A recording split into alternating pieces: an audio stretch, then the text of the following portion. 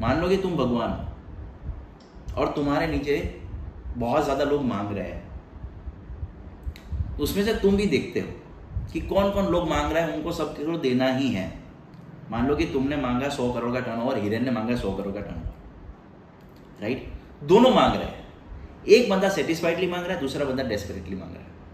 तो भगवान को पता है ना, ऊपर वाले को, यूनिवर्स को पता है ना कि जो तुम मांग रहे हो उसके लिए तुम्हारी कैपेसिटी है कि नहीं है, वो तुम उसको संभाल पाओगे कि नहीं संभाल पाओगे, उसको अगर देने के बाद तुम्हारे अंदर क्या चीज़ बढ़ने वाली है। क्यों? क्योंकि तुम्हारे अंदर जो बीज है वो कहीं डेस्परेशन का है, तो डेस्परेशन और बढ़ेगा। तुम्हारा टर्नओवर का टारगेट है वो कहीं ना कहीं वो उसके ऊपर का फ्यूल है, पानी है, लेकिन जो बीज है वो तो वैसा ही बढ़ेगा। मैं आपको एक ऐसा बताऊं कि डेस्परेशन है वो कांटे का झाड़ का बीज है, और जो सेटिस्फेक्शन है वो आम की गुठली है। दोनों को बड़ा होना है, दोनों को ग्रो करना है और यहाँ पर पहुँचना है। लेकिन यहाँ पर पहुँचने के बाद एक पेड़ है वो आम देता है और दूसरा पेड़ है वो कांटे देता है, राइट? अचीवमेंट तो दोनों को मिली, एक हाइट पे पहुंचे, वैसे गोल दोनों के पूरे हुए। इसीलिए कभी भी किसी चीज़ को पाना है तो सबसे पहले ये देखो कि उसके पीछे का मेरा जो बीज है, जो सीड है, वो कहाँ से शुरू होता है। और जब तक तुम डेस्परेशन से कोई भी चीज़ मांगते हो और वो पूरी भी होती है ना, तो उसको अचीवमेंट नहीं कहा जाता। एक बात याद रखो, कितने भी लोग ऐसे तुमने देखे होंगे जिनके पास सब कुछ होगा जो तुम चाहते हो, जो तुम मांगते हो, या फिर जो तुम सपने में भी नहीं सोच रहे हो, और उनकी ज़िंदगी का अलग ही रिजल्ट होता है। क्यों? क्योंकि वो डेस्परेशन में है। किसी भी चीज़ को पाने का या फिर गोल, किसी गोल को अचीव करने के पीछे का रीज़न कितना जल्दी अचीव किया वो नहीं है, वो अचीव करने के बाद तुमको कितना फील हो रहा है, इसके पीछे का है।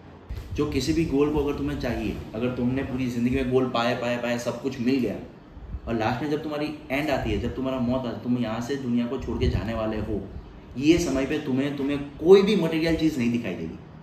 तुम्हें कोई ऐसा चीज़ नहीं दिखाई, मेरे पास इतनी बड़ी कंपनी है, इतनी गाड़ियाँ है, ऐसी घरवाली है, ऐसे दोस्त है, ऐसा ये सब कुछ मेरा एम्पायर है। तुम्हें कुछ याद नहीं आएगा, तुम्हें एक ही चीज़ याद आएगी जो तुम इसके साथ यहाँ से जाओगे, और वो है तुम्हारी फीलिंग्स, कि मैंने ज़िंदगी में कितना महसूस किया, कितना सच में जिया या फिर कितना भागा।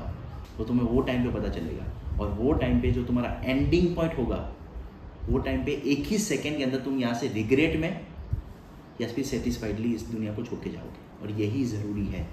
वापस कह रहा हूँ, अगर 100 करोड़ की जगह पे तुमने 1000 करोड़ का टर्नओवर कर लिया, 1000 की जगह पे तुमने 10,000 करोड़ का टर्नओवर कर लिया, लेकिन जब मौत का समय आएगा और वहाँ पर तुम सेटिस्फाइड नहीं हो, तो तुम्हें सबसे बड़ा रिग्रेट होगा कि साला इतना सब कुछ करने के बाद भी खुशी नहीं मिली। उसका मतलब ये नहीं कि भागना ही बंद कर दो, भागो, पूरी मेहनत से भागो, लेकिन भागने का मजा लो। भागने के लिए मत भागो, उस गोल को अचीव करने का मजा लो।